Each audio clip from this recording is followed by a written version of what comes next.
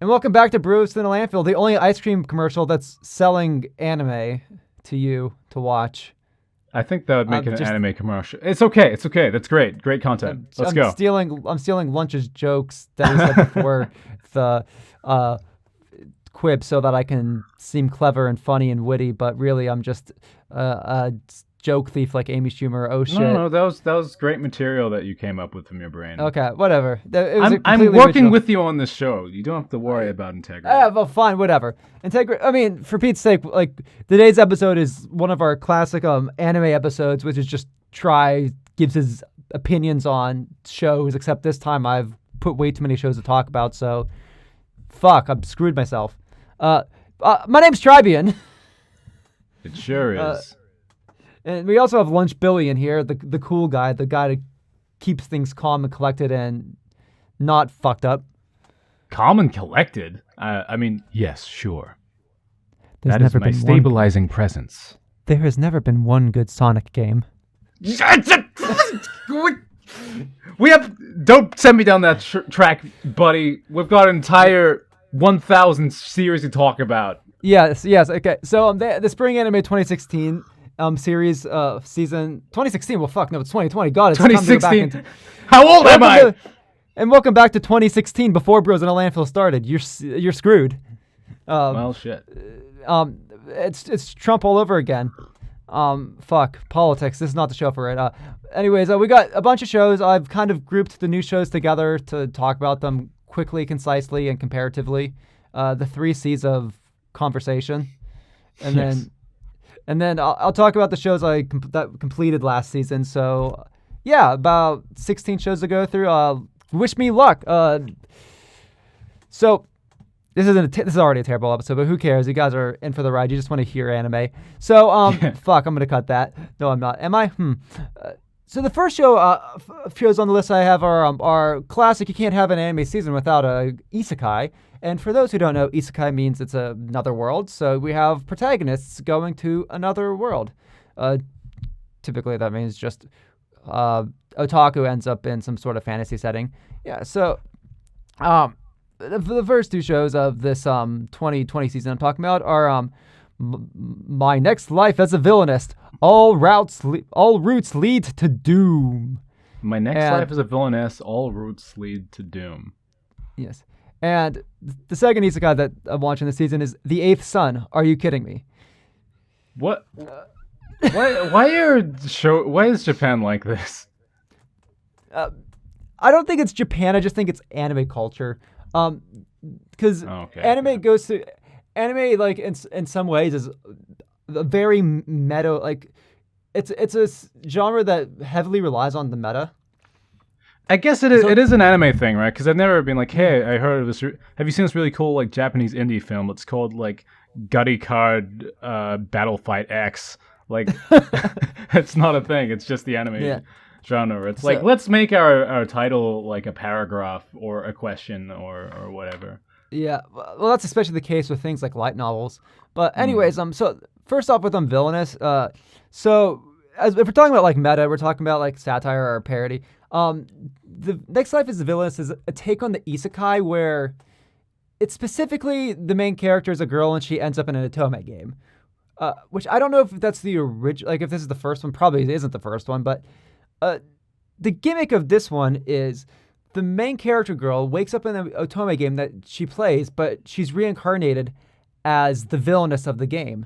Now hold, every good end in the game either involves the main character, Katarina, getting excommunicated or killed. Wow.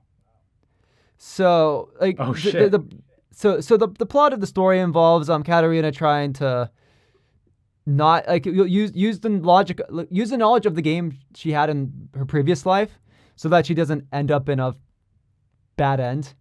A route that leads to doom. That's actually a fun concept. Yeah. Where she's got this bird's eye perspective of like her own death, because she played this game, and so she's like trying to like adjust all these freaking parameters. I like it.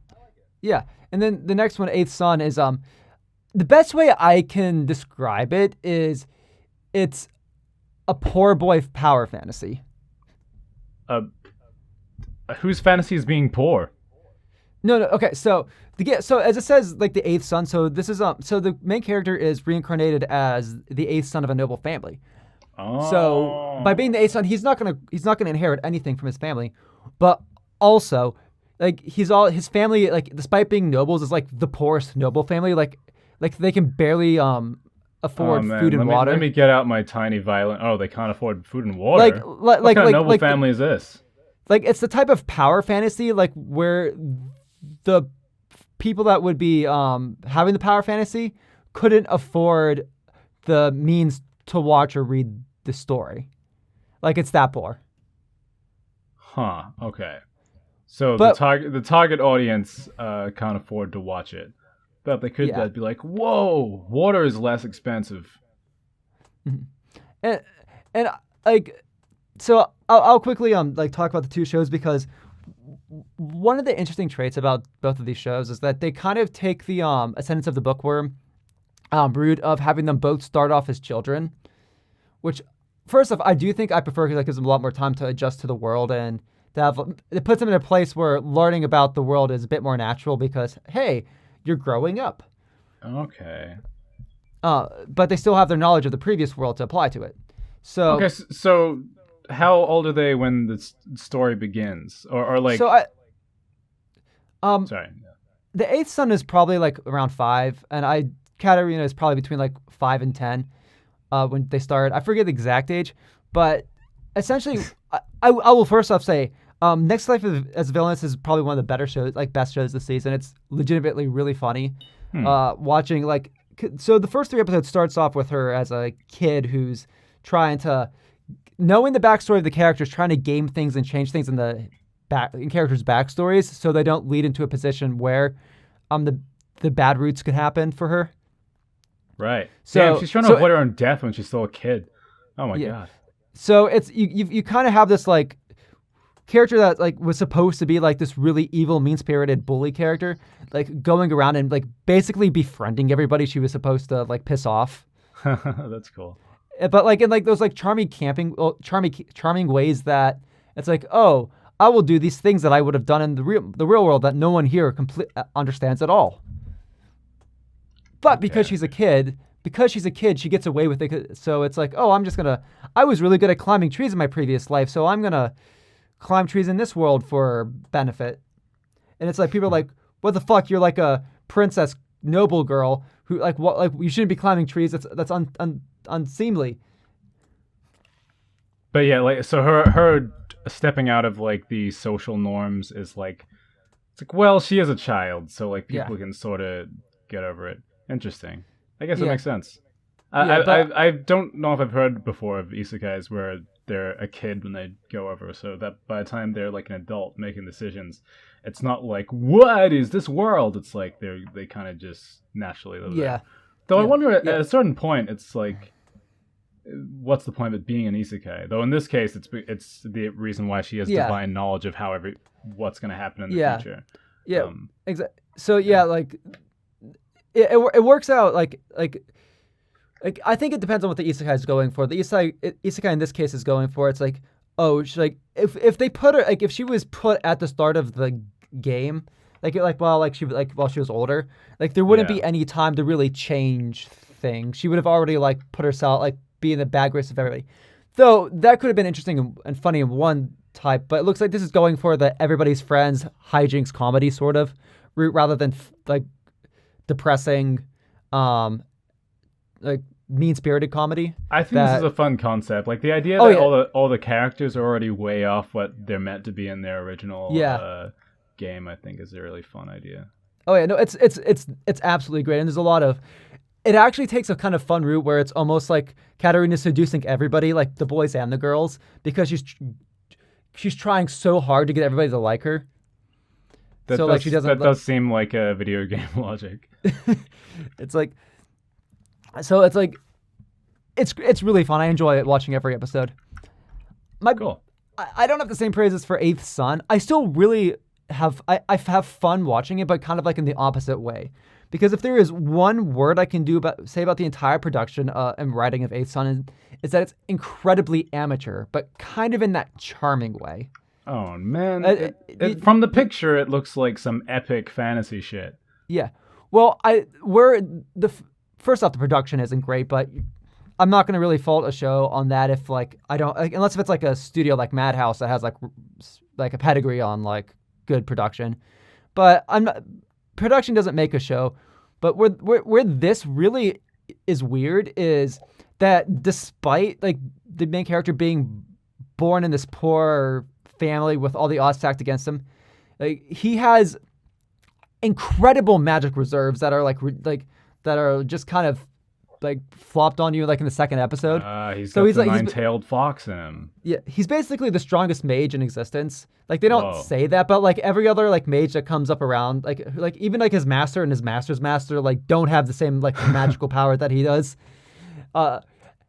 There's a whole like gimmick, like I think it was like in the third or fourth, like it's like in the third or fourth episode, where like he goes to adventure school, like an adventurer school, and he thinks everybody's avoiding him. But no, it's not that everybody's avoiding him. It's that everybody thinks he's amazing and they want his attention. Like they want that, like they're trying to prove themselves to him so that he accepts them. Damn. Where he's just like, where he's trying to speak up and be like, hey, can we be friends? And they're just like, oh no, we can't let him talk to us. We're not worthy and whatnot. We have to become worthy. I can see the fantasy. Yeah. So it's this weird dichotomy of like by the end of like I think it's like by the end of the third or fourth episode, he's he's become a noble, like he's become a noble by the king, like his own noble line that's more powerful and has more money than his own family.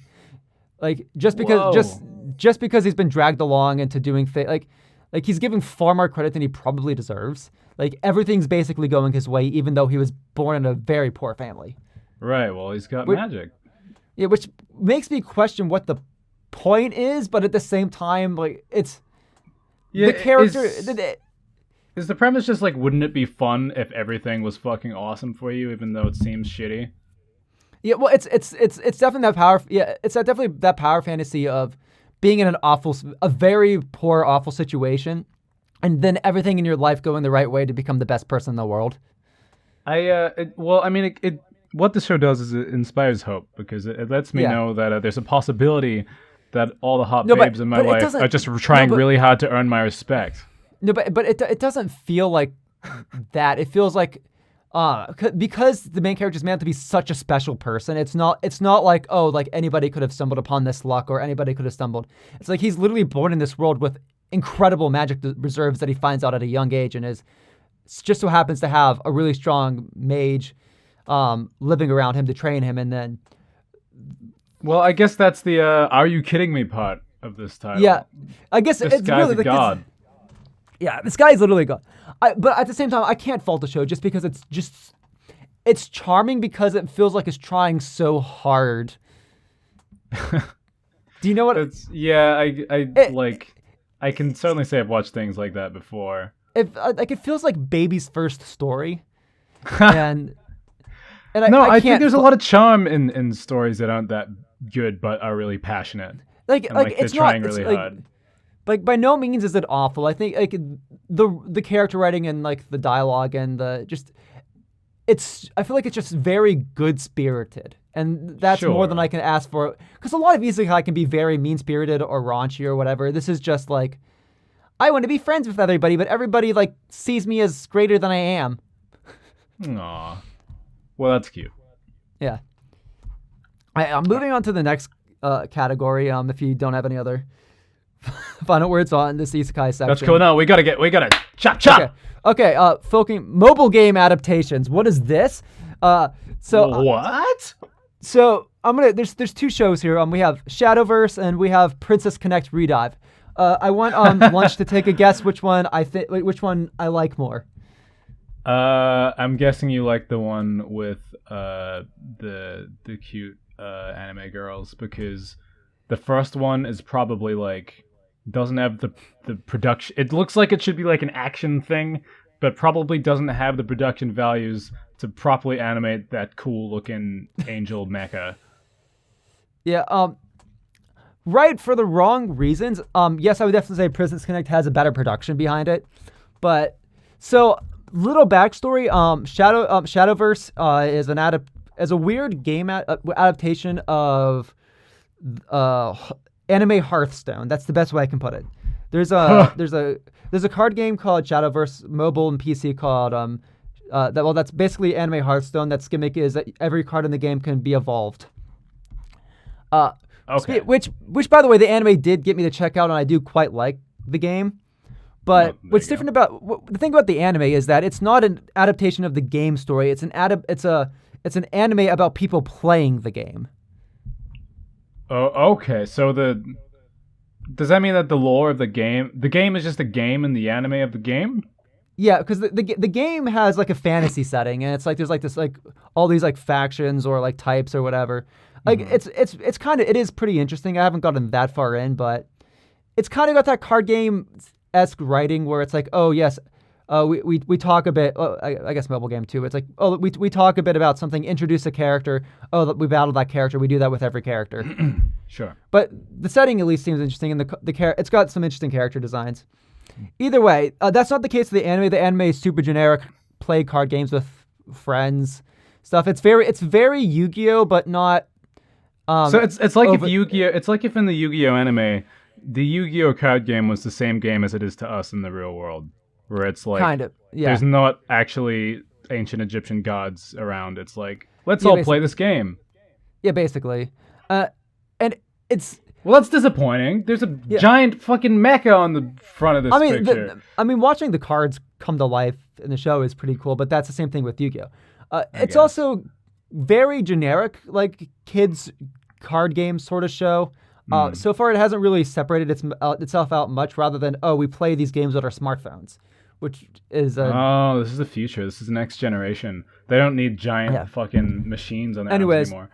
I do think it's kind of interesting. I just want to say one more thing, that like you can make a show like this that's generic and is like, well, this looks like other shows like this, but to kids who are kids right now, this is the show that's on TV. Hey, so, I'll say it got me to play the actual game. Like, despite the story of the anime so far being very meh, like, it is cool watching the card game, and it seems to be following things pretty faithfully in how like the different factions would play. So, like. Cool. At the very least, you're watching these scripted card game sequences. Sick. Now on to probably one of the best shows this season on Princess Connect Redive. Oh shit! Lunch? Have you watched Konosuba? No, I don't know what that is. Okay, so there's this rather popular show from a few years ago called Konosuba, which is best known as it's about a bunch of. About this, it's an isekai where this kid goes into another world and he has to survive with his party of idiot and asshole friends that are there. And it's known for some really great animation cuts and very like goofy animation and very like funny scenes that build upon each other. It's cool. Konosuba is legitimately very funny, especially if in terms of like satirizing and parodizing the isekai genre. And that sounds like fun. I think you would love it, if not just for some of the animation cuts in there. Sure. Now, I can also say the same thing about Princess Connect Redive. I think there are a lot of scenes you can just cut out of context from Princess Connect, and it's funny on its own. Which is the same thing with Konosuba. But the reason of that is because they're directed by the same guy. So, cool. Okay. Which it's funny because the history of Princess Connect is there is a game called Princess Connect and there's a game called Princess Connect Redive, which is a sequel to it. Those don't matter. You don't have to play the games to watch this. I haven't played the games. The show was just legitimately funny. The first episode starts off with like these like wacky looking wolf creatures like basically trying to eat the like main protagonist, but it's just drawn and animated in such a goofy way that right. Well, you can get a lot of physical comedy out of like character acting. And anime doesn't usually go for that. Like, anime usually saves all the animation stuff or the real animation for like cool fight scenes or explosions or monsters or whatever. Oh yeah. And it's usually less about character acting. So it's cool when anime does lean into that stuff more. Well, and I can say like what really separates this from Konosuba, and especially with its type of humor, is Konosuba in a way is very mean spirited because it's about. I mean, every character is an asshole or / an idiot. Like like most of the humor is about them picking on each other, or like the main character being like very like oh my god, I have to put up with these people. Right. Where like Princess Connect, everyone's just kind of like a kind-hearted dork idiot.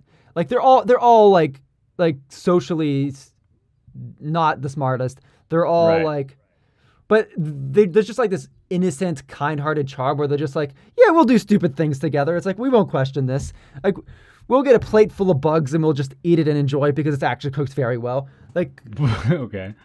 Yeah. Like the main, it does the silent protagonist like very well, because it seems like he comes off as not the silent protagonist because he's just a silent protagonist. He just is just like, he comes off as like kind of just like the wide-eyed dummy that just goes along with everybody's shit. There's a silent protagonist and not a video game. Well, like a lot of these mobile games. That's bold. Well, with a lot of these mobile games, you are the main character. So sure, but like I feel like most shows would adapt that into like just a completely different character, or because that's like a function of the game. Yeah, no, but and there are some games that like some shows that do that. But the way they did, instead of giving the guy like a different, like a necessarily a changed personality, they just make him kind of just like this dummy guy who's like along for the ride. He's just like, he's just always like smiling, has his thumbs up, and is just like happy to be there. That's really funny. That's an awesome way to adapt a player stand-in character. And he's just like completely okay with everything going on, and it's just like, even like when he's like getting like attacked by the wolves, it's just he's just so passive about it. Right. Well, I mean, if that's like the player, they're just like fucking on their phone, you know. I think that's a really clever adaptation of the player. What also works with it too is that like I don't know what happened in the original Princess Connect, but it's implied here that it's basically said here that this character has amnesia at the start of the game. Well, so it's not like they've just taken it to the nth degree. It's like it's not just that he doesn't have his memories; he just doesn't really have much of a personality either. He's just kind of like this dummy, and it's fun. Yeah. Fun. There are times I think Villainous has like characters and character development, like you can be more like attached to the characters and the jokes going on. But this is like a sitcom? Yeah, this is just like straight up, you got a bunch of dorks just having fun in an isekai world trying to start up their guild and stuff. That's cool. All right, well, perhaps we should move on to the next show. I feel like we've got a lot. So the next segment is the Detectives Club, which I have the Millionaire Detective Balance Unlimited, and Woodpecker. God damn it, anime! I mean, pick one title. I mean, you're looking at that poster right now. That is extra AF. Balance Unlimited. Okay, that's pretty funny. And the next show is Woodpecker Detective's Office. These two shows are nothing alike other than the fact that like they have like detectives and police officers.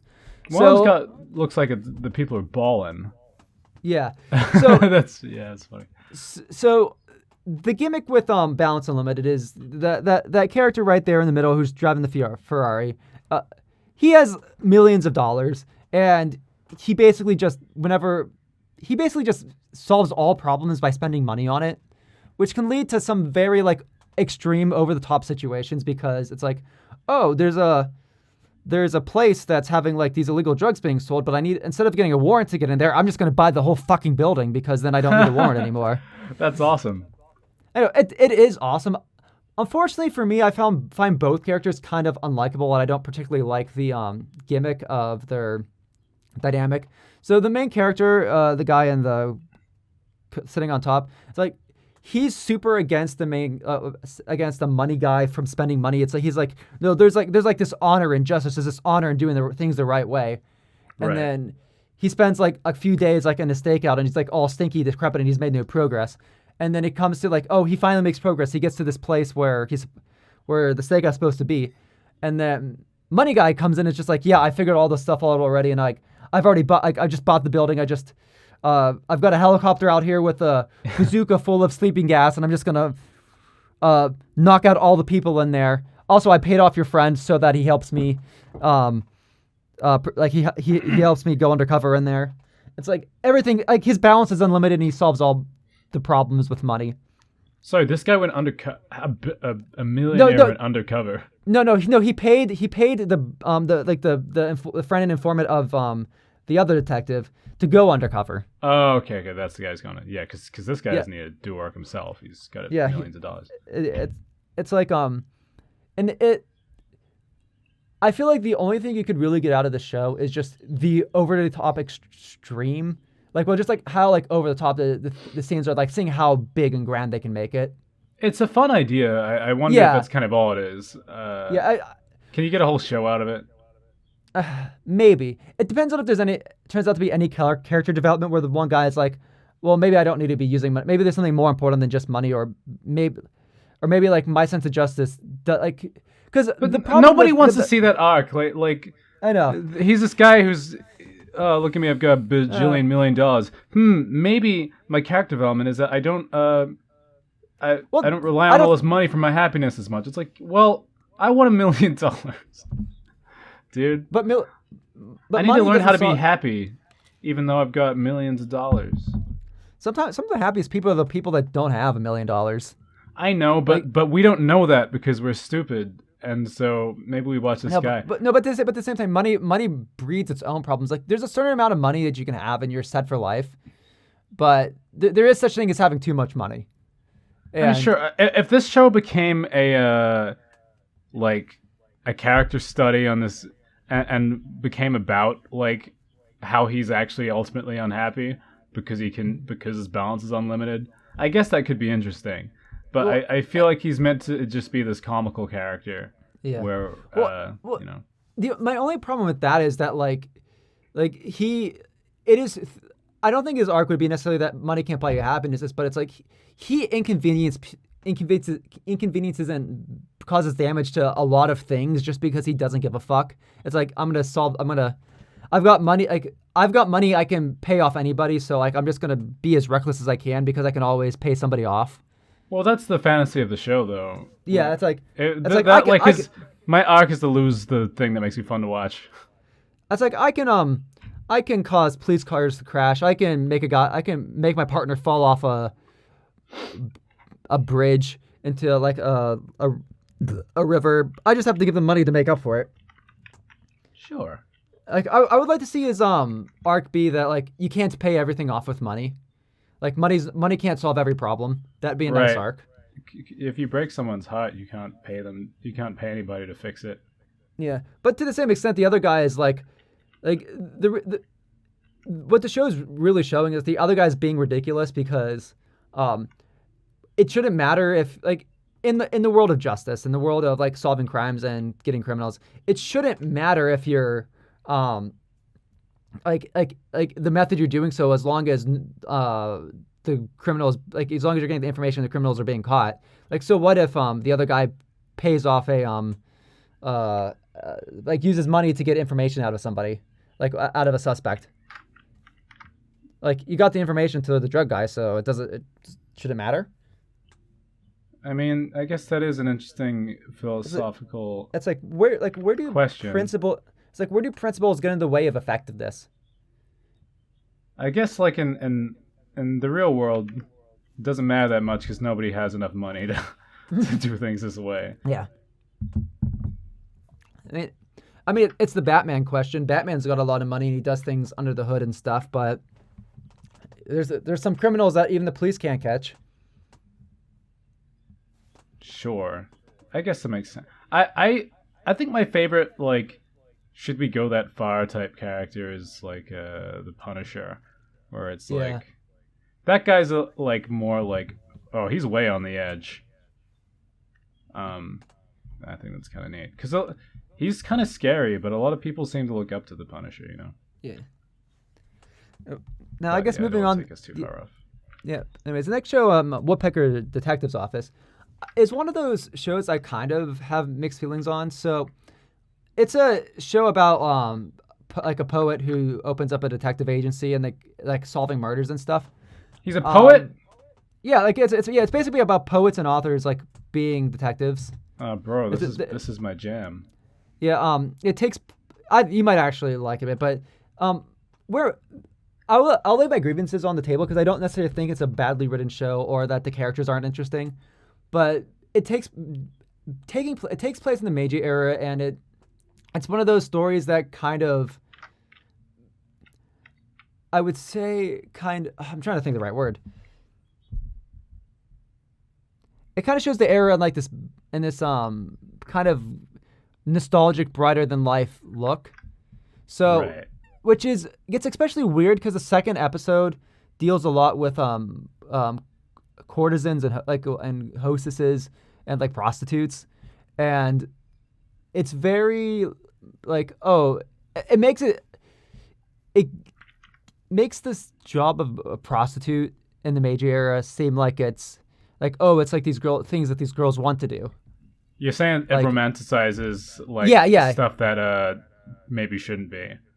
Yeah, Because like, I don't know, maybe it likes the aesthetic or thinks it's yeah, I and don't know, granted, beautiful this is not the somehow. only this isn't the only show or media that I've seen do this, but I am kind of getting a bit tired of seeing like I mean, we do it over here in the West too. Like we romanticize kind of fucked up eras in our past. Oh, sure. Like it's very easy to do when you haven't grown up in those eras. Yeah, make And then America great again, right? Yeah, or you have like older people talking about the times, like about how great things used to be. Hmm. And in one hand, I guess it makes sense because it's like it makes sense because it's done through a narrative device, like the narrative device of one of the characters recalling these events. So I could see, like, if it was. I could see it being explained away by saying, "Oh, this isn't exactly how it was, but he's like recalling this time as better than it was," which then again could be a very interesting twist. Later on, where it's like I wonder if they will go for that. like that would be pretty. I don't have hope in that. I don't have faith in that, but it would be interesting. And then, but as a mystery, so it seems kind of interesting. The first episode does this interesting thing where it doesn't. All it does is prove that a guy couldn't have done it. It doesn't prove who the killer is. So I wonder if the killer in the first episode is going to end up coming back. Gee, thanks, fucking philosophers. And then the second episode does an interesting thing where the two main characters think the other person committed the crime. Oh shit, So that's kind of fun. it's like and they're already friends. So they think that the other person. At least it comes off that way. I don't know if they're going to pull a bait and switch that this was their plan all along. But like it's not often you see in like main characters suspecting each other in a murder.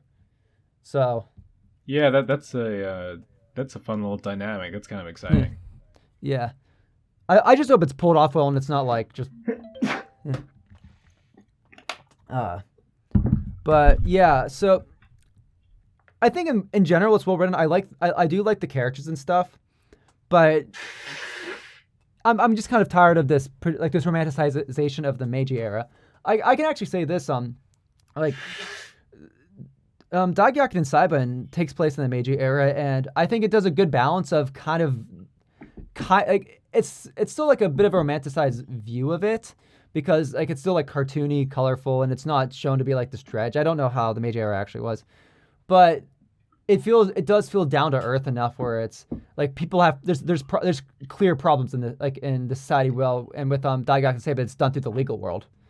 It's Right. like yeah, the legal world needs fixing. So at least through one lens, they're like looking at it in a way that's a little more objective than like, Yeah, ooh, especially- look at the cool aesthetic.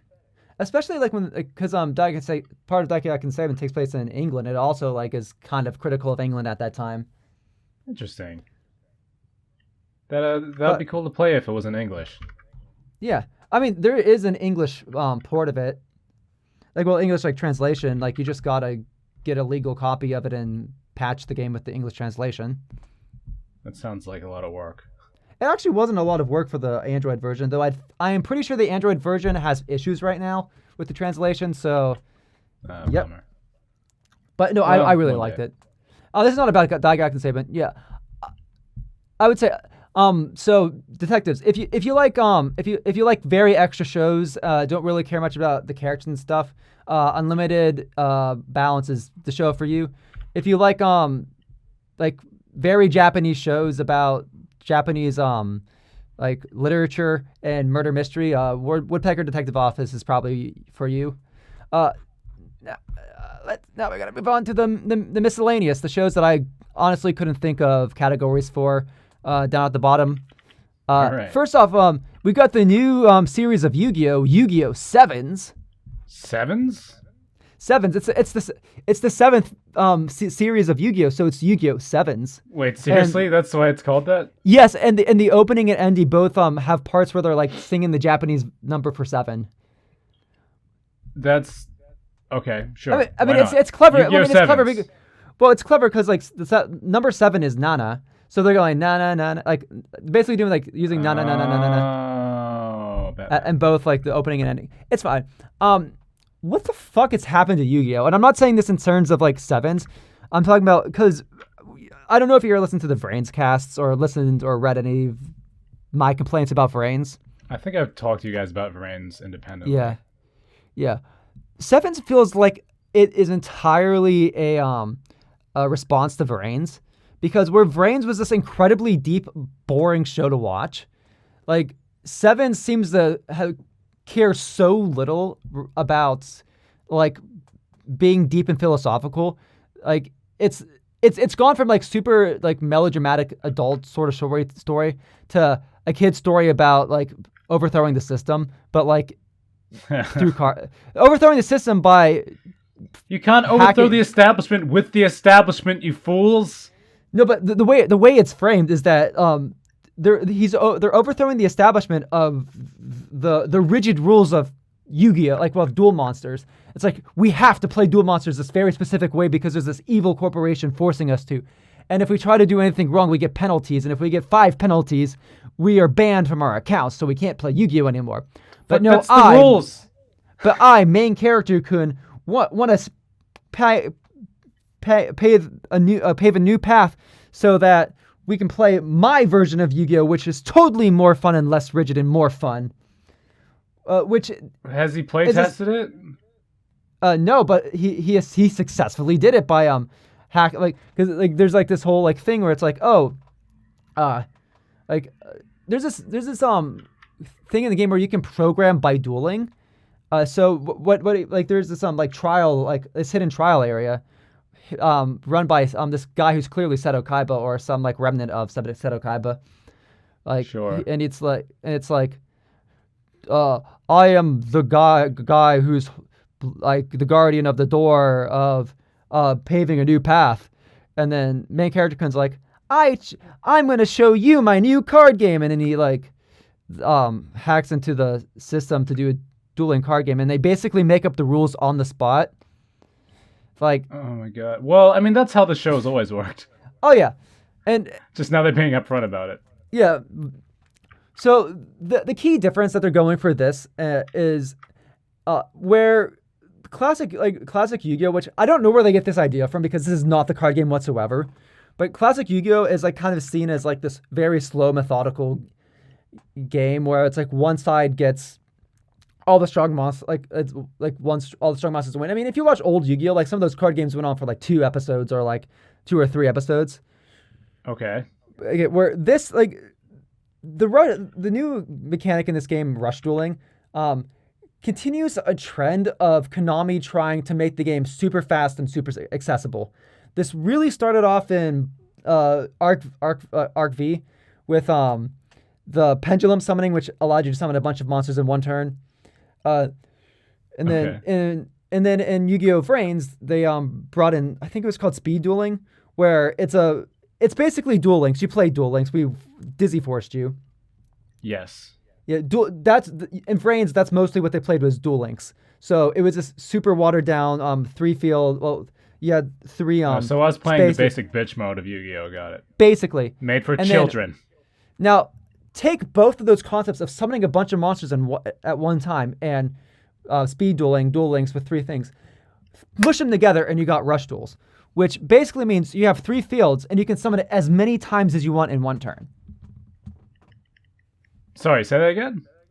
So you have 3 fields and you can summon like 3 monster zones and you can summon as many times as you want in one turn. That seems kind of crazy. Yeah, and that's the point. It's supposed to be crazy. The idea is like so everybody can keep making big plays and like there's always a chance of a huge comeback next turn. So rather than being this very careful game, it's a very much get your win state out as soon as possible and then have a bunch of different win states you can just keep popping off.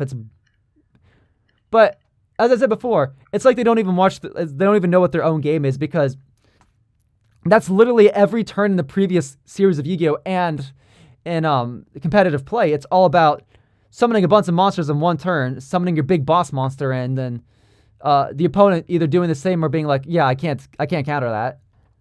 Like, it's just a little bit easier now to summon the big monsters because you don't have a limit on your normal summons. Well, okay. Sounds like they didn't really change the game that much then. No, they didn't. It's just aesthetically different. Also, the art style is very like reminiscent of modern kid anime shows. Well, I mean, it wasn't one of the unique things Yu-Gi-Oh! Had going for it. It's aesthetic. Well, no. This is this is actually a very like. I mean, you can look at the art style on the poster. This is very much a departure from the typical Yu-Gi-Oh! Style. This is a lot softer. Yeah, like, true. Now that I'm looking at it, like, what's going on? Shinier. This doesn't look like Yu-Gi-Oh! At all. Yeah, no, very soft, very shiny. It looks like it's fucking Beyblade or some other. It looks like one of the shows like inspired by Yu-Gi-Oh! It doesn't look like Yu-Gi-Oh! Yeah.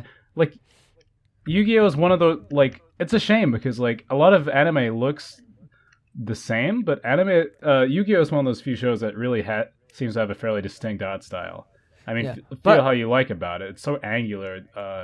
And with a heavy shading, I think it's cool.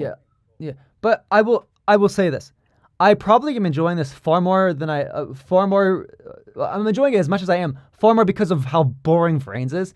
Because these characters like actually like have fun personalities and there's like goofy bits and whatnot. It takes itself a lot less seriously. And coming off of Range, this is entirely a breath of fresh air. Sure. Which is funny because it's just generic kids show, but for Yu-Gi-Oh, like, let me just say, that's how. It's such a relief how not Yu-Gi-Oh! This Yu-Gi-Oh! Show is. What a breath of fresh air from Yu-Gi-Oh! I would still something like the original Yu-Gi-Oh! Don't get me wrong. Okay. But let's not get crazy here. Coming off of Vrains, like I dig this. Like, I think it's bad. I am interested in seeing where it goes because Yu-Gi-Oh! Always turns dark. The start of Arc V was very like light and poppy. Still had like the edgy art style, but it was still bright and poppy. One of the things that they seem to be hinting towards with Sevens is that they're going to be eventually dueling in mechas. So what? Yeah, how are we gonna get to mechas?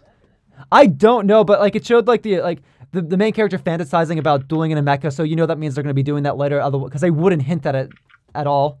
Yeah, otherwise it's just getting people excited for no reason. Yeah, so if they start dueling if these kids wanted a new game to play, like if they were so upset with like the meta of regular Yu-Gi-Oh, they could have just fucking started playing Dungeon Dice Monsters like the rest of us. Why they gotta like invent a whole new game and hack the system? Like just play a different game, bros. The only reason they have a stranglehold over the market is that no one else is playing other games. This isn't. I think the thing like they're going for is that this like Gora Corporation is basically forcing everybody to only play Yu-Gi-Oh. Really?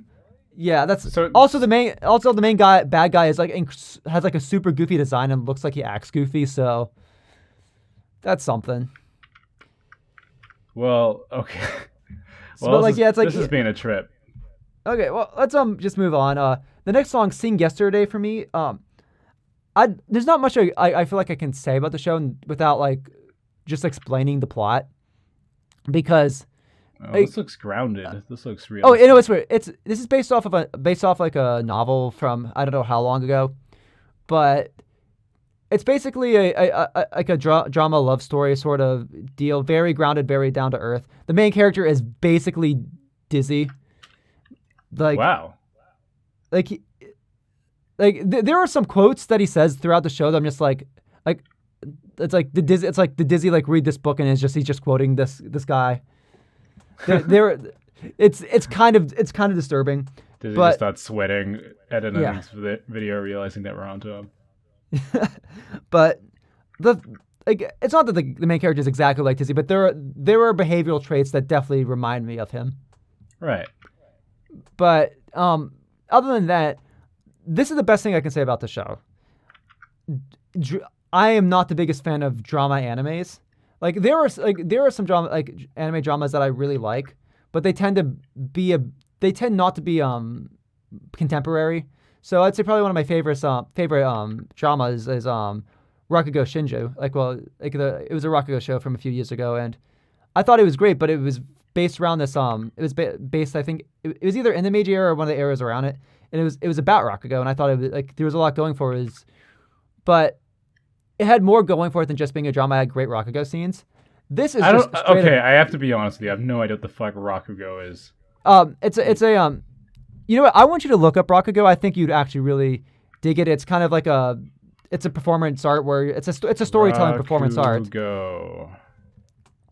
The guy's sitting down. Verbal entertainment. The storyteller sits on stage, and he has a paper fan and a small cloth as props, and he depicts a long and complicated comical story. Huh. Yeah. And that's an anime? Yeah. And a I drama actually anime? yeah, given Wow. given your propensity to like the performance arts with especially like poetry and stuff. Yeah, I'm Like into that shit. yeah, I think you'd really like Rakugo no Shinju. Like that shit is like top tier. Okay. But this one, it doesn't really have much of a gimmick for it. It's the main story is like you have this guy who's graduated from college but is working at a convenience store because he doesn't really know or nobody wants to do with his life, or he doesn't think he doesn't. It's not that he doesn't know what he wants to do with his life. He just doesn't really care to do much with his life. Oh man. And It's a bummer. then he had a crush on this one of his classmates who became a teacher, and then one of her students has a crush on him. So, Okay. but Damn. like that student dropped out and is working at a bar, despite like once being a really good student. So I am. I'll say this again. I'm not the biggest fan of character drama, but damn, the show is interesting and it's really well written. I just hope it keeps it up like everything. It sounds down to earth, you know. It's Yeah, it is very relatable. sounds like, you know, the modern angst Yeah, that most young people have. yeah. Well, and I But in think a the one show. thing the one thing that I think it does really well is like it kind of uses like either the misunderstanding or the failed communication, like a misunderstanding or like not communicating what you want to say in a conversation very realistically and relatably, and that probably helps it being an adaptation of a novel, not just some like anime light novel. Right. Like It's an adaptation of something where like the quality of its characters and story are the only thing it has. yeah, So like of course it's a big focus on it. yeah, but yeah, I'm constantly invested as we're learning more about the characters and why they are the way they are. Hmm. Like it seems to be it drops the tidbits and the information about that in a very satisfying way. So that's good for it. Sure. Well, that Um, sounds interesting. What's the production value like? I think it's pretty good. Given it being a character drama, it doesn't need to be fantastic. Yeah, well, But like there's it's no mechas but fighting, you but know. yeah, but it at times it feels like I'm watching like one of those like anime movies that are about like character dramas, like those character drama anime movies from like maybe like 10 years ago. Huh. Well, it sounds promising. This is Yeah. one of the more interesting ones that you've spoken about today. Oh yeah. No. Yeah, you don't get a lot of anime like this. As I said, I'm not like I feel like a lot of anime dramas are kind of bad because they lean too much in the anime side of things, so they're a bit less relatable. Yeah, well, the more anime you get, the more I guess like anime by default is quite melodramatic most of the Mhm. time, which is not necessarily a bad thing. Like I like the intensity of emotion that these shows often do, but I think it probably makes it hard to do a story like this. Um, but some anime managed to pull it off, so Mhm. I you know I may have to look into this one. Yeah. Next, we have a Crunchyroll production, a Crunchyroll original based off a webtoon manhwa. We have Tower of God, which is kind of like the big show of the season. It's Yeah, like I saw an ad for this, but I don't know what it's about. okay. So Tower of God is like probably like the most. I don't know if it's the most popular, one of the most popular webtoon manhwas out there. So do you know what webtoon is? No, I assume it's a place on the web where tunes are found. So it's a service where people can upload their own digital comics or manga or manhwas or whatever. It's cool. And they can make money off it. So it's a digital comic publisher app thing. Sick. There's actually some really good shit on there too. It's nuts. But Tower of God is one of the most popular ones on there, if not the most popular. And it's this production is the first of a few that are going to be adaptations from webtoons. But essentially, the gimmick of the show is... How cool is that for indie creators? Yeah, I know, right? But the gimmick of the show is that you have this tower, and if you reach the tower, if you reach the top of the tower, you get one wish. But to get to the top of the tower, you have to compete in a lot of trials and tests, and there's other participants and stuff. And you have this main character who wants to climb the tower just to meet this girl that took care of him. So the main character Bam, we don't really know much about. He doesn't really know much about himself, but he was found by this girl who took care of him for a bit. We don't know much about them, but he really values you. Well, he really values her. So it's like sorry, his name is Bam? His name's a sound effect. Yeah, Bam! That's she named him. But that girl's the girl Rachel is who named him, so that's her fault. Wow. But maybe that's why he wants to get his hands on her. But why the fuck did you call me this bitch? I summoned you from the ether. So essentially, as like the story goes, is he has to prove himself worthy to climb the tower, then start climbing the tower, so he can meet Rachel, because apparently Rachel reached the top. But yeah, so it's essentially like every the way the show's going. There's like every episode has like a certain test or two, where the main character's tested, and then after like more people are added in, they're separated into teams of 3, and then those teams of 3 have to complete tests together, and then all the contestants get like whittled down. Okay, so it seems like kind of a familiar structure for a story. Yeah. Yeah. What? But given it being like an indie comic webtoon, especially from a Korean author, it's very not anime. It feels like it could. I mean, it's anime, but it's also not anime. It doesn't have that same Japanese influence in the art and style. Like that sounds nice, actually, or like refreshing. Yeah, there are times where it looks anime. There are times it looks like a Western cartoon. I don't know how much of that is Crunchyroll's influence. I don't know exactly. Like, I haven't read the web manga. Like who's making the people making this show? Like, where are they based? Like I think there's a mixture of. I think it's Crunchyroll's funding it, so I'm guessing there's a mixture of people in Japan, Korea, and America working on it. Interesting. So of course there'd be more inspirations in there. Yeah, but the show looks really good. I'm not a big fan of a lot of the character designs, but but at the same time, there are some character designs that are like you wouldn't see anywhere else. Like the show has some very strong visual design, very very interesting. I mean, given that like not every creature here is human, you have like a bunch of like alien looking things. I mean, there's one episode where there's like there's a character that's like literally a fucking like inflated plastic bag balloon thing just going around whispering in people's ears. That sounds kind of gross. Yeah. But yeah. And the other thing about it too is given that it's not based off of like a manga or has much of this Japanese influence, it kind of breaks from a lot of the norms you would expect from Japanese media. So, and I think this is also true given that it's a webcomic. There, like when you're watching it, you can tell that this is adapted from a webcomic because it does some of those non-traditional ways to tell these sorts of stories.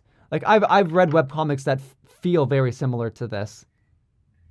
I also Maybe like it's I'm quite intrigued by this because this seems a bit out of the ordinary. Oh no, it is. That is probably the best way to describe this. It is very out of the ordinary. Cool. Just because it's such a sort of homogenized art form, which is not to say that it's not a good art form, but like that's just kind of how it is. So something that is stylistically different in so many ways sounds really interesting. And it's just cool because it's like I want to, like, I mean, it's an indie thing, or like it's based on an indie thing, and I think that's awesome. Oh yeah, no. Like the whole like adaptation thing is like, man, you'd never think that was possible if you didn't like get in the fucking Shonen Jump first or whatever. Mm-hmm. But nope, just made a comic that people like, and now there's a show. Sick. Yeah, but I definitely think it's I think stronger. Like it's the strongest areas of its appeal are its aesthetic, its like not necessarily its concept, but the concepts it uses throughout. So the concept of a tower that you climb to get a wish granted is nothing new, but it's what it does with each of the tests and each of the floors that I think is really interesting. Some of the tests they do are really, really cool.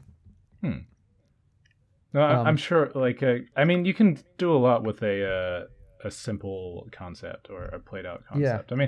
I mean, isekai is an entire genre. It's like half of the shows you talk about, That doesn't mean you can't make anything interesting. Yeah. Now we should really start wrapping up. I'm gonna move down to the completed because we have to get to My Hero Academia so we can gush about that for some time. I'm gonna start off for the completed shows. This wasn't one that started airing last season or whatever, but this has been going on for a few years. So Gekige no Kitaro ended last season, and I am so sad because Jesus Christ, that was something. So I don't know if I've talked much about no Kitaro. Got it. Okay, so it translates to the creepiness of Kitaro. It's a show about yokai and stuff. It is actually based off of this is like a new adaptation of a series. Like it's a very Japanese series. So there's been multiple anime adaptations of Gekige no Kitaro. It's based off of a very famous manga from so I forget the mangaka's name, but what's really cool about him is that I think only like one of his hands is functional because he got like he was in the wars. He was in one of the wars. I forget exactly which one, but probably World War II or some other related conflict. But he he could only draw with one hand, and a lot of what the prevailing theme through all his work is this sense of trying to it's kind of this it deals a lot with bigotry and hatred. Interesting. So the core concept of Gekige no Kitaro is I guess and the core driving goal is so that yokai and humans can live that makes sense in harmony. And it's done through the main character, Kitaro, who's half human, half yokai, and so he's usually he's the go-to guy to handle conflicts between humans and yokai because obviously he can see things from both perspectives. Yeah. But what makes Kitaro, and I don't know if it's every adaptation, but especially this adaptation, so special is just how real it can get. Like. There's I think 98 episodes of this, and 98, damn. Yeah, and it does. I mean, it ran for 2 years, but what the show typically does is it's segmented into I'd say 4 specific seasons, and each season has overarching plot related to some form of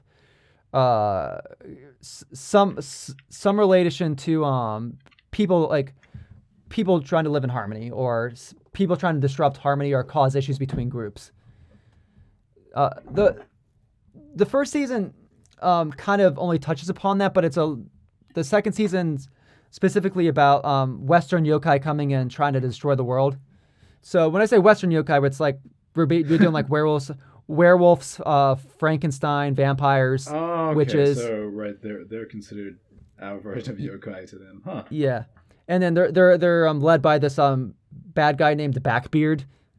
Backbeard. Who's like he's basically like a boogeyman sort of guy. He's like this giant floating black eyeball that can like who's like immensely powerful. Sounds like that Zelda character. Vati. Yeah. I would definitely say the Western yokai arc was probably the weakest arc because it was the portrayal and the motivations of the Western yokai were just kind of bad. Like, and I lend that more to just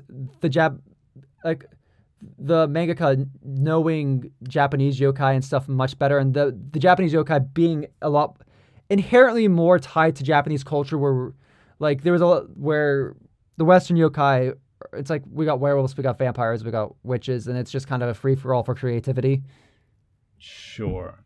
Well, I guess of course they know more what to do with their own characters and legends. Yep. That makes sense. Then the third arc deals with Kitaro having to hunt down like the specific like evil general yokai things that were released from hell, and like the yokai hell or whatever, and he has to basically hunt those down while this other guy's trying to hunt them down to absorb their power as well, because you have a main bad guy there, like main antagonist there that's like, I'm going to yokai are evil, I'm gonna become strong enough to take them all out by absorbing them. Yeah, well, he absorbs their powers, so like he basically destroys them and he takes their powers. He himself will become a yokai. Yeah, and then the final arc, which is like if you're in the Discord server, you've probably seen me mention this, but it ends into this like big conclusion of a race war between the yokais and the humans.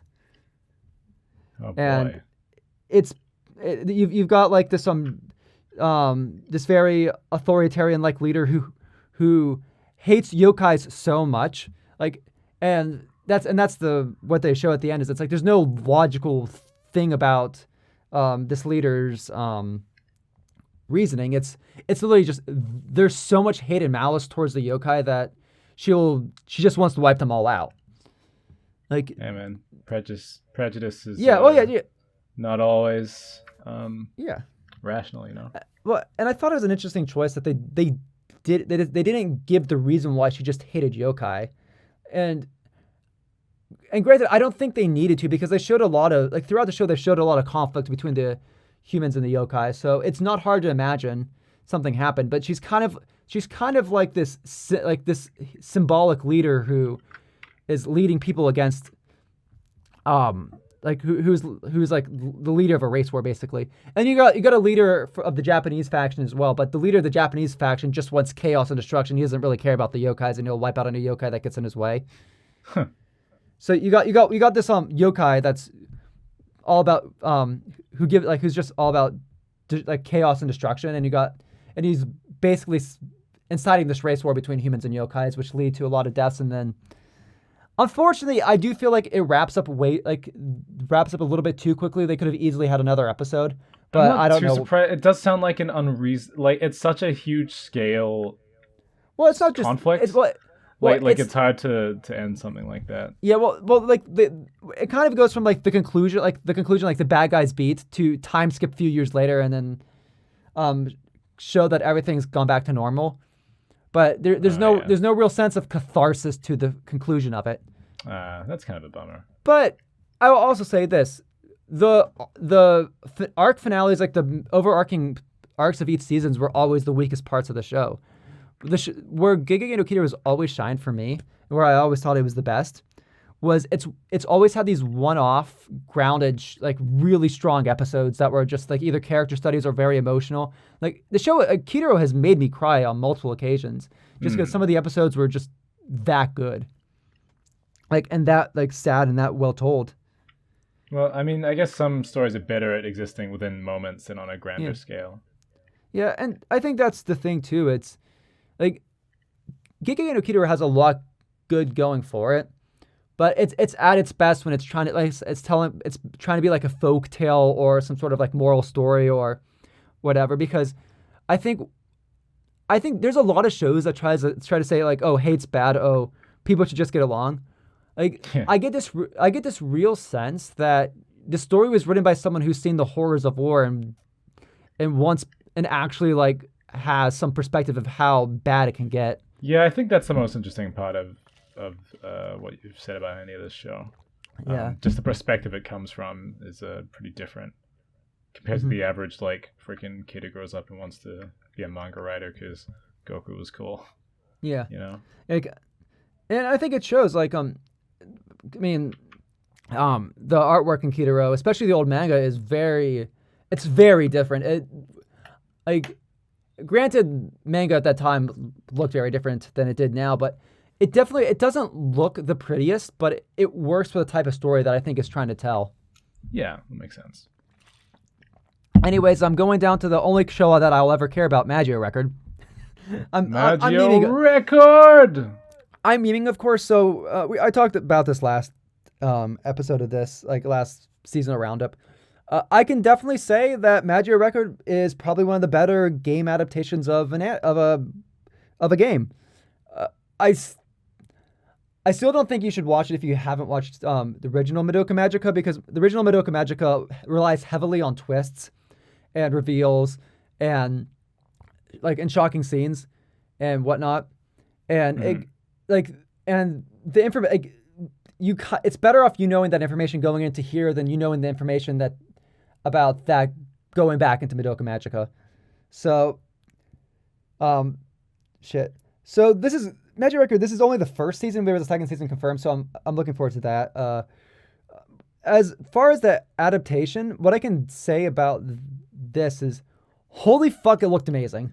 Like there Oh were, yeah. so it's not often that I can say that that you like if you play the game you should watch the anime as well. Like there's a lot of like I think the only other show I can really say that is Persona 4. But I'd say the difference with Persona 4 is I could say with Persona 4, it's okay to watch the show than play the game. Uh, you might not. I do feel like if you were to watch the show before playing the game, you won't get as much out of it because it misses out a lot of context. Some Right. scenes are cut short, and the final episode, despite having some of the most insane action battle shit in a magical girl thing I've ever seen, like the finale of Magio Record is absolutely bonkers. Like the animation, there's some shit they do with it that's like insane. It's a single boss battle from the game, and there's a lot of story stuff that gets cut out, and it's not as like It seems annoying that there's no like definitive way to watch yeah. to experience this story then. Well, yeah, but to the same extent, like it does like so. I'd say like the stuff they do in the middle of the anime, like in the middle of the season. So I forget exactly what chapter it is, but it deals with the characters Felicia and Sana. Like okay. like Felicia and Sana Futaba, I think they actually kind of they do those so well that it's almost I'd say you could probably get away with just watching the anime for those scenes. Because there's a lot of visual storytelling, a lot of not saying, just doing, and and something that the anime does really well is it brings the characters to life, and it brings kind of this somber tone that the game has to like a whole nother level. Since where the game, I would say because the game, by nature of like being a game and by nature of having a lot more dialogue and stuff, has a it gives a lot more time for the characters. You have a lot more lighter moments. It feels a little bit more lighthearted despite the somber tone. The anime goes full force into the mood, and Oh yeah. like I do feel like I can comfortably say is if you don't want to play the game, if you don't have the time, patience, or money for gacha games, or you just don't like visual novels types of stories anyway, the Magic Record anime has enough good in it worth watching. You're just going to be missing a lot of context. But does it stand up as like I guess that's what you're trying to answer. But Yeah, would it be? I think. Could you really watch it just without playing the game at all and still feel Oh like yeah, you got a full story? And like if you didn't know what you were missing out on, would it still feel complete? Yeah, no, I think no. I would. Yes, like so with the context of having played the game, you can see where stuff is missing, but like it's still on its own 2 feet. It's well, it's and that's not, and like, well, fucked and what up. works with that, what works with the anime saver bit is it does change some stuff so that it doesn't need to show all the context. Right. Like there are things they do with some characters that change from the game, and like it really feels like it's trying to be its own thing at times while still following the same plot beats. Mm-hmm. But I would still say the game has the better story, but the Magic Record story is still well told in certain parts. Like, well, the anime is still well told in certain parts, but to the other extent, the amount of visual storytelling, the amount of amazing animation, the music, the music in the game is great too, but like the anime music's great in another way, like different. Sure. As I said, they've got slightly different tones. The anime is portrayed a bit more darker than the game is, but the anime is just nuts. It's the one show I was constantly ready to look forward to, and at the same time, I could say the anime being a good entry point into the game. It's like if you watch a show, you see the story, and you like the characters, and you like the concepts going on here, then go play the game and see all the stuff you're missing out. Like there was one of they in the game they released that they finally fully awakened Felicia's character. So I went through and played her side story stuff in there, and oh my god, it recontextualizes everything about her character, and it's like Felicia's such a good character, and it's such a sad story and shit. Like I went from Felicia probably being like one of my least favorite girls on the team and be like, oh my god, Felicia's like an amazingly written character. What the fuck? It's so sad. Yeah. No. Shit. How many shows do we have left? 1, 2, 3, 4. Fuck. Okay. 6. I'll be honest. I didn't finish Izoken. I need to do that, but as the show went on, I was liking it more. None of my opinions changed from the first thing. It's just, it's a charming show about people making animations for their school and stuff, and it's very artsy. Cool. I still haven't seen any. ID Invaded. I liked it a lot. The ending was a bit, but it was also. ID Invaded deals with a lot of cool ideas. I think the first half of the show holds up better than the finale of it. The twists near the end were kind of predictable, but predictable in the sense that this genre has done these sorts of twists before. Right. And it seems like it's setting up a second season. But I'll say this. The main characters I really like, and I'd watch a second season just because of the characters. Hey, that's something. Yeah. Moving on to Pet. Pet seems like this is like the second core of a 20-some episode season. Like this feels like the finale of a long like fucking crime drama that's been going on, because like we get the first episode and then like first 2 episodes things are introduced and everything starts going downhill from there. It's like this is the big epic conclusion of this like crime drama, and you have like all these like all these like parts doing these characters like having these big character changes that like it's like we didn't get enough time with this character to really feel this dramatic thing about them. But also the show is still like very trippy and very weird.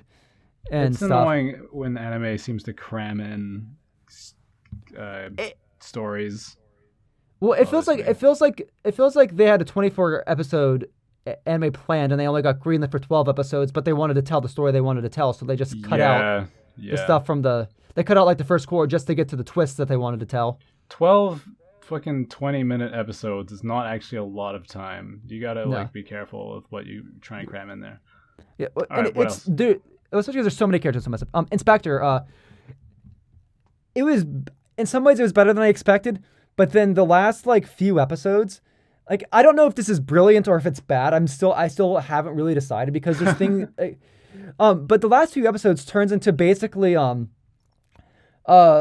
the main character girl and the bad guy character trying to win over the internet's opinion, like win over like the internet to try to figure out the truth of another character's murder, and like and the truth of it, like, so there's this ghost thing that's going around, and it's this. The show's doing this thing where like this very like Japanese. I don't know if it's very Japanese, but this appears in quite a few Japanese media, where rumors come to life. So like if enough people believe in something, it starts happening in real life.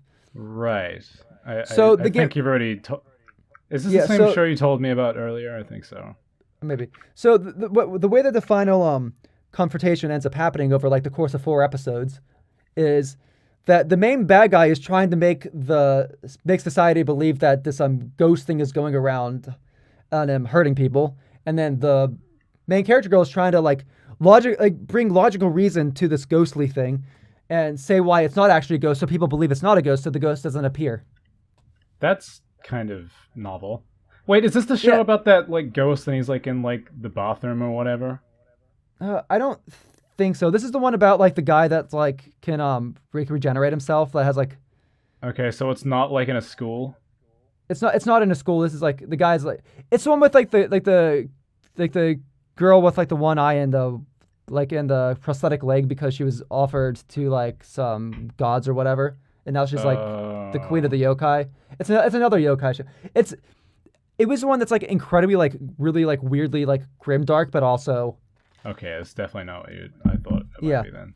I forget exactly like what I said last season, like to you about this, but I don't necessarily think it's a bad show. Like it does and I don't know if this is like mainly like just because of the nature of the like light novel, but it does some interesting. Like it's very interesting, and I think that the moments where like they're doing the whole like internet war thing is interesting to say. Like, well, it's like engaging or weird, and like trying to figure out like what this like genius's plan is to overthrow. Okay, sounds interesting. Yeah. Also, the main character has like not only is he immortal, but every time he dies, he can pick reality. Well, he can like pick the future. So that's something. That doesn't seem very fair. Oh yeah, no, but don't worry. The bad guy can also do it, so it's a completely balanced thing. So while the girl, broken, no one is. So while the girl is trying to solve the crime, like while the girl is trying to win the internet over to her side by presenting solutions to the mystery, the main guy and the main bad girl are constantly getting themselves killed so that they regenerate. Because whenever they're killed, that's when they get to pick the future, and then they regenerate, and so dying is advantageous. Yeah, dying is advantageous to them because they're not really completely dying. They just go into the state of being able to pick a future. So they're just trying to undercut each other both ways to find the future that suits their needs. What a weird mechanic. Yeah, no, it's both incredibly edgy and incredibly like passe. It's like one person's just arguing with people online. The other person's killing themselves to predict the future.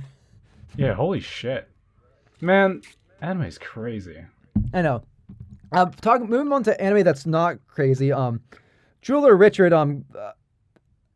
I think everything I said the last time applies to what I said here, is that it feels like it's just very messy with what it wants to say. There's like the symbolism with like the characters and jewelry is pretty cool, but I feel like if there's one thing I can take about this show is that I feel like it wants to make the audience.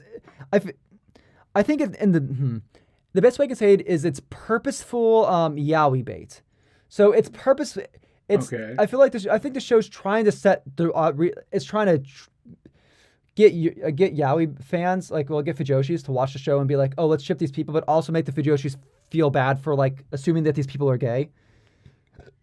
Wow. Okay. This seems manipulative. I don't know if that's the intention, because like the entire show is based off of not judging books by their covers, okay. But there's been a weird trend. Like, I'll say this: a lot of this fujoshi stuff, like fujoshi culture, is like really toxic in terms of how they treat gay characters, or like actually like I will give the perfect example because I'm bringing this up.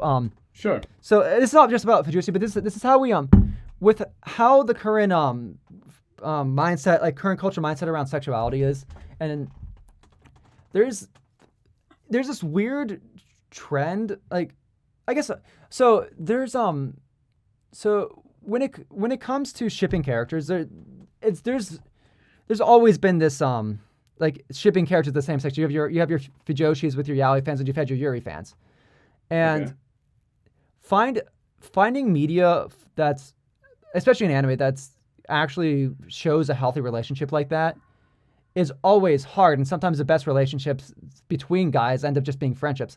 One example of that would be Banana Fish, where it's the author says they're not gay, they're best friends, even though they're very, very clearly like they're written gay, as they're written as if they have feelings for each other, but they're not gay. They're just really good friends. I think that's just like well, like in Japan, they can't even. Can they even show men kissing on TV? You know. No, but at the very least, it made sense with Banana Fish because Banana Fish was made like in the 70s, the manga. Right. But something like this, I can't help but feel like is like, given that its overarching thing is don't judge books by its covers. Like, I can't help but feel like there's a bit of, hey, all of you Fujoshis out there saying that two guys like are definitely gay for each other because they're friends. It's kind of fucked up. Sounds complicated as a statement. Like, it's like, and inherently, on one hand, I do agree, because to the same extent, you wouldn't automatically assume someone's straight just because they have a really good friend that's a girl. It's sure. But like, it's kind of, I think there is in society there's this weird thing. Is like, if you see a guy and a girl together, you automatically, like, you're just gonna assume that they're a couple. You're not gonna think about them being straight. But when you see two guys together, you're either going to think that they're friends, or you're going to think that they're, like, you're either just thinking they're friends, even if they're a couple, or you're going to think that they're gay. Or you're going to think they're. That is interesting. I think there is something to that, people's expectations, but, yeah, I don't know. That just feels weird to make like a show where that expectation is an important part of it, because it's like that whole like it's like making a giant response to what's actually a pretty small minority of a type of fan. But at the same time, I don't know if that's actually the intention, because I could given how far the show goes with it, like there's a scene near the end which could very easily be taken as a proposal, like right, like, and like it's not a proposal, but they're like, if this was a boys love anime, that would have been the proposal. Right. They basically say that I am gonna like stay with you and care about you forever, basically, or I'm always gonna be here for you. But they never say I love you and I want to be with you. Have you ever said that to one of your male friends? Like while like romantic music swelled in the background? I mean, I'm not shaming anybody's friendship. But this is like, but this goes back to the same thing that like I was saying with the show before. It's like I feel like it wants to say something. It's just very clumsily doing it. Look, I think you're reading too deeply into it. I think they're just queer baiting, but they can't actually get away with gay stuff because it wouldn't be okay in Japan. I would say that if the theme of the show wasn't to judge books by their covers, like that is right. that is the through point. Like theme of the show. It's like, don't judge books by its covers. Things aren't always as they seem on the surface. Right, and some people aren't gay. So it's like you can have like, so it's like saying like, oh, these two guys are like really close. They really care and they essentially love each other like family.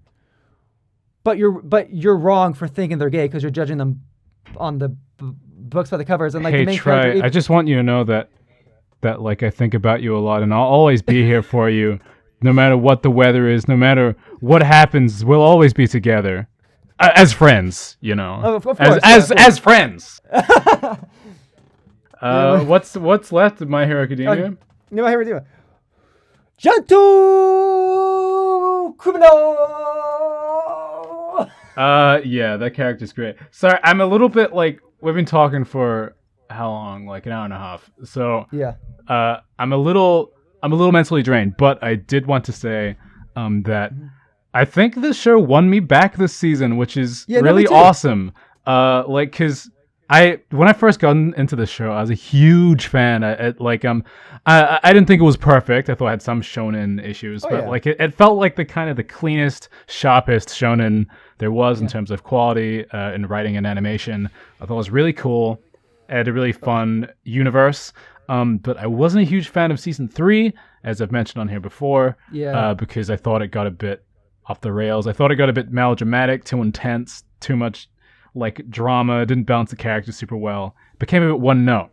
But this new season, it's utilized all the characters. It's taken time to build up its plot lines. It's earned its really dramatic, intense moments, and it's balanced them out with a bit of levity and fun, and watching the characters, like do normal school shit, which is part of the entire premise of the show. That they're a bunch of young people like trying to fill giant fucking shoes, but they're still finding out who they are.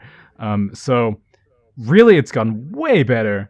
I love the new characters, new situations, new character designs. They killed it. Yeah, I never thought I'd like the one guy's dad that much. Yeah, the one guy's dad. Great character. Okay. If you were listener, if you're listening and you're like, why can't you remember this very like important character's name? I am terrible with names. I will forget my own name if I don't think about it. Let's just be real here. Well, here's the thing. How many times I forgot Lunch's name? That's why I call him by his screen name. No, Correct. seriously.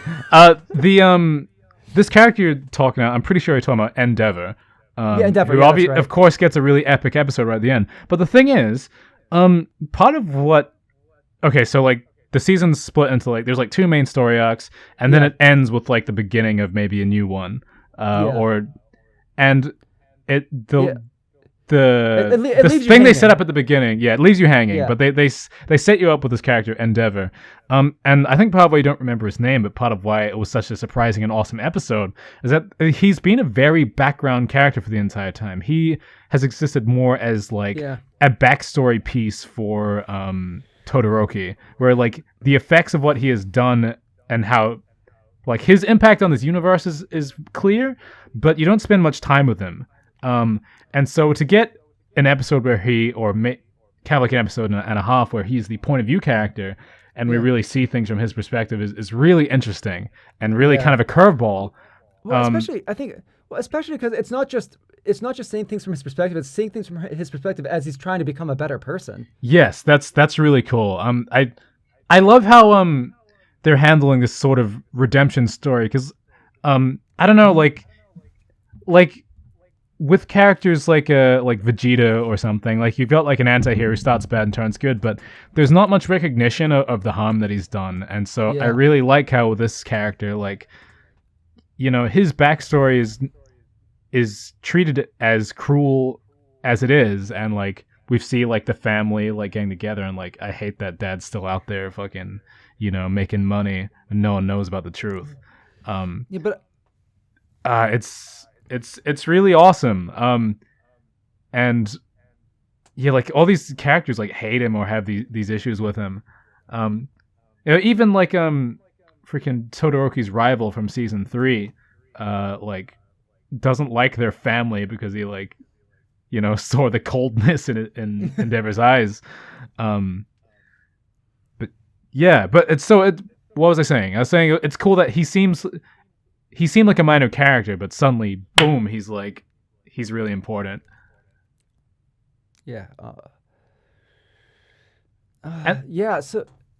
But I think what really made this season work was that it gave you time to breathe. Like, yes, and absolutely. I think I would say even like seasons 1 through 3, all like even the tournament arc, which people like is probably one of the better arcs in the show. It's like thing after thing after thing after thing. Like, yes. There's no time to really get adjusted to the characters. The slowest part of the show before this was the first maybe like 5 episodes before he gets into UA. Yeah, and that was awesome in my opinion. And once the villains attacked at the end of season 1, it was thing after thing after thing after thing. Yeah, that's the thing that shows like it never like takes a foot off the pedal until now. Like, I mean, I have my problems with season 3, but I can admit that when I was watching season 2, I was a little bummed by how smoothly and quickly we transitioned from the tournament to Stain and like all that drama. Like very quickly we were on to something very dramatic. And also, like, while the tournament arc is very exciting and intense, it's also like the world's not at stake. It is like a sports competition. So like, you know, I just don't like it when the stakes are constantly being pushed to the breaking point. So I really enjoyed how the second half of this last season was about a school festival, and like the bad guy was a more Team Rocket style misdemeanor type of guy. But like, and but at the they same still time, injected a lot of heart into it. But at the same, the stakes still felt real, because if Gentle did get in, the thing would have been canceled, and this given the little girl, like, given that they're trying to make this little girl smile, because like, I guess the stakes felt a lot more personal this time. Yeah, no, I like personal stakes. I mean, trying to save the world is cool too. I did love the final episode, largely for that reason. But the stakes. But I feel like the stakes were personal too. Yeah, they were also personal. That's maybe the best version. Because like that's part of what I didn't like about I guess some of the previous storylines in the show is that like All Might fighting All for One or whatever his name is, and like when they're saving Bakugo, like none of that felt super personal, because like we are informed of All Might's backstory after the fact, and we still don't really know much about it. So it's like a huge climax of that season is hinging on a character relationship that they just told us probably exists.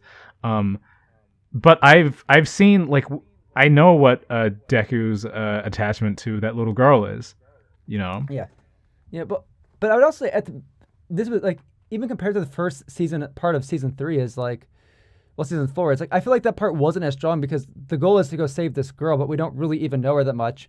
But like, yeah, we're kind of relying on the fact that it is a little girl, and that's just where you know. I think it's much easier to care about her once we know all of her baggage at the end.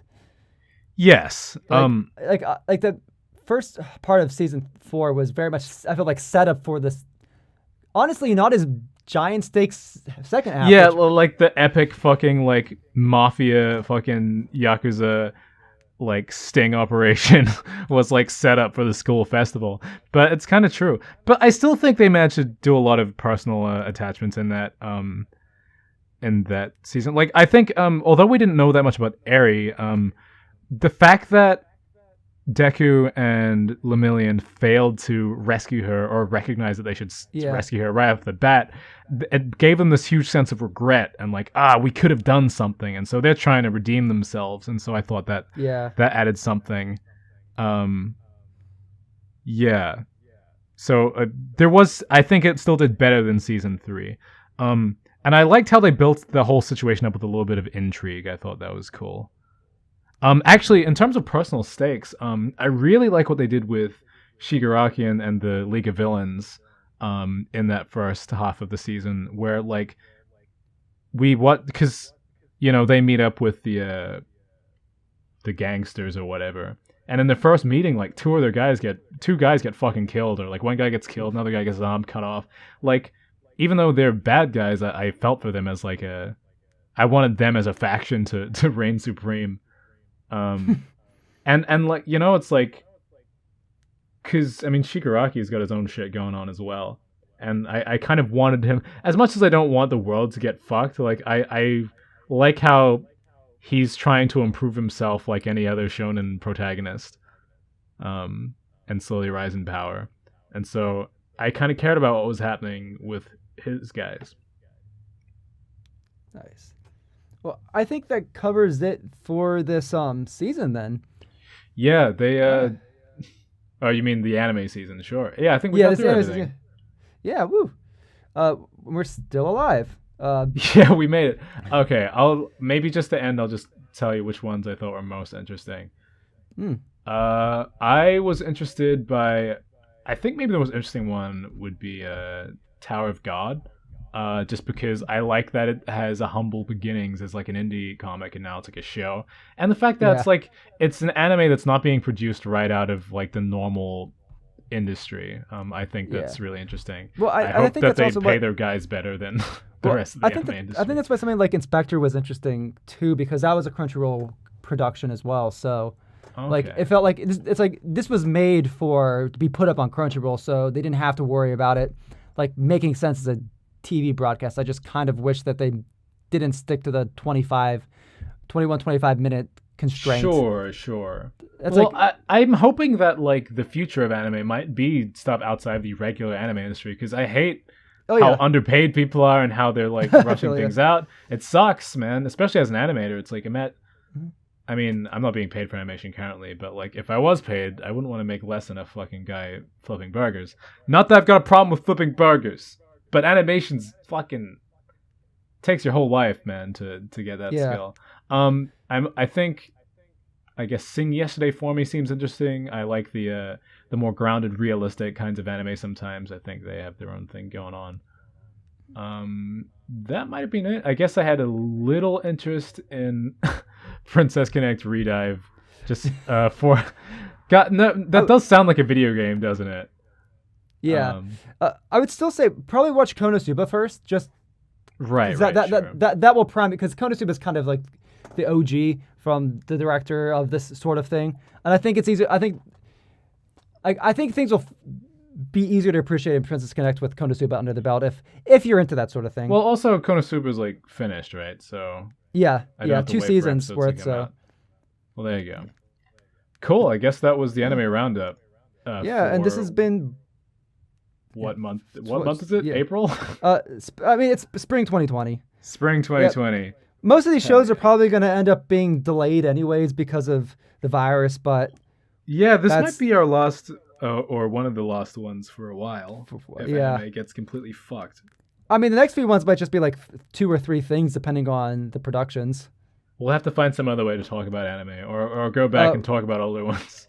Yeah, definitely. But at the end of the day, this is Bros in a Landfill, and I gotta go eat dinner. Oh, God!